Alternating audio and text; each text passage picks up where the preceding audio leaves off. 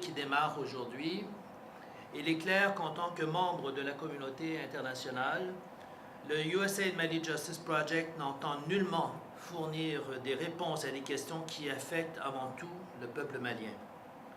Le MJP n'agit qu'en tant que catalyseur et facilitateur d'un processus de discussion de haut niveau entre décideurs et intervenants de différentes structures édifiées au fil des années.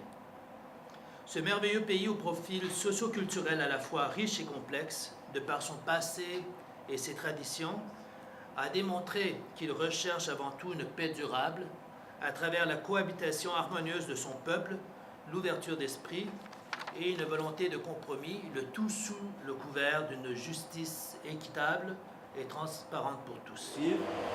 Le ministère de la Justice a entrepris de concevoir un large programme que nous avons appelé le programme d'urgence et qui inclut de nombreuses missions auxquelles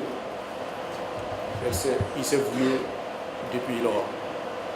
Parmi ces missions, il y a une qui a retenu notre attention. Je cite révalorisation du rôle des autorités traditionnelles, notamment des cadis, dans la distribution de la justice, sans préjudice du rôle régalien de l'État. Fin de citation.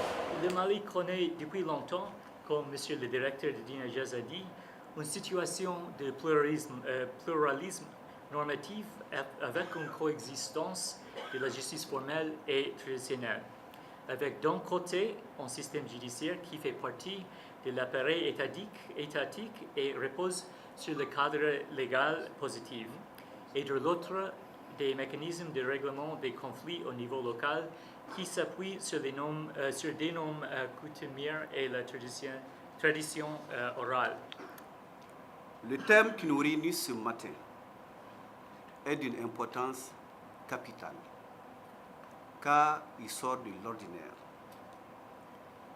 Il ne s'agit pas de l'une de ces nombreuses rencontres au cours desquelles les professionnels de la justice entre eux parlent de textes législatifs ou réglementaires, de sujets de droit ou de procédures dont ils sont coutumiers.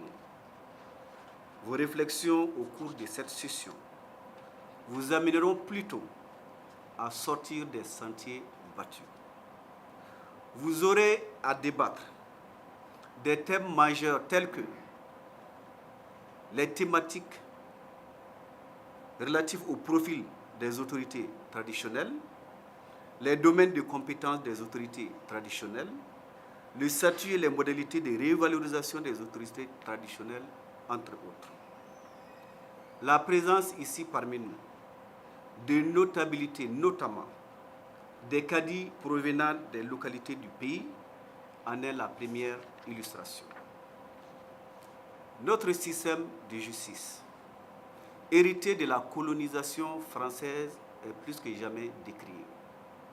Jusque-là, ce que l'opinion publique, si exigeante, stigmatise, c'est le comportement des hommes et l'application de la loi. Ce système de justice-là est à la croisée des chemins et il est temps que nous nous penchions sur un autre facteur bien plus important, à savoir la nature même de la norme qui est supposée régir les rapports sociaux, à savoir la loi.